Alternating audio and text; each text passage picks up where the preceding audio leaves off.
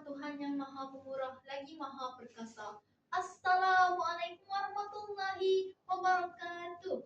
Salam sejahtera, salam perpaduan, dan salam Malaysia Madani. Jutaan apresiasi buat pimpinan majlis, staf hakim yang semestinya cakna dengan keadilan dan berintegriti, saudara penjaga masa yang pastinya menjunjung prinsip al-as, barisan warga pendidik budiman, seterusnya warga maya generasi pendukung wacana wawasan negara.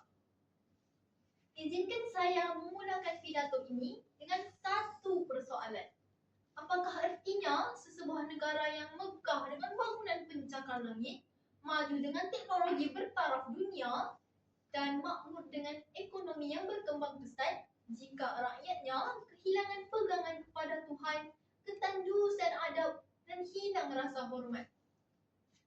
Sesungguhnya, kemajuan tanpa nilai hanyalah sebuah ilusi. Kekayaan tanpa akhlak hanyalah kebanggaan yang sementara. Dan kebebasan tanpa batas kesopanan adalah jalan menuju kehancuran. Oleh itu, izinkan saya menghuraikan satu tema yang wajar kita renungi bersama. Rukun negara, kepercayaan pada Tuhan, dan kesopanan serta kesusilaan sebagai tiang seri keharmonian negara.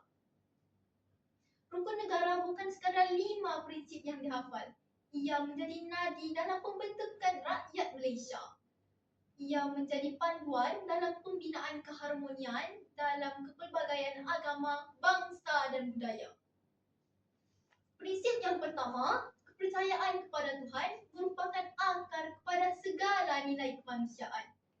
Percayalah, sebuah negara tidak akan runtuh kerana kekurangan harta, tetapi akan runtuh apabila masyarakatnya hilang pegangan kepada Pencipta. Daripada pegangan itulah lahirnya insan yang berintegriti, pemimpin yang amanah, dan masyarakat yang saling menghormati. Bukankah setiap agama mengajarkan penganutnya untuk menyebarkan kebaikan, bukannya kebencian? Sikap adil, saling menghargai, dan berkasih sayang merupakan jambatan kepada seluruh masyarakat. Bayangkan sebuah masyarakat yang ahlinya benar-benar menghayati ajaran agama masing-masing. Adakah masih wujud rasuah? Adakah masih berlaku penipuan? Atau adakah masih kedengaran suara kebencian?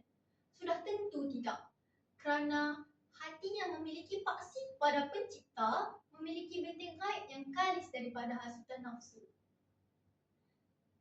Namun begitu, iman tanpa akhlak ibarat pohon yang redang tapi tidak berbuah.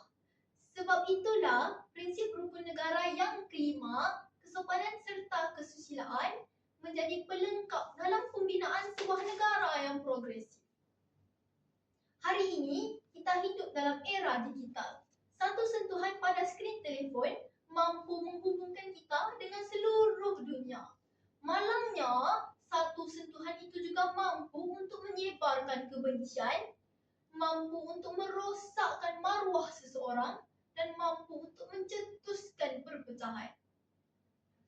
Media sosial hari ini menyaksikan semakin ramai yang berlumba-lumba untuk menjadi terkenal, tetapi semakin sedikit yang berlumba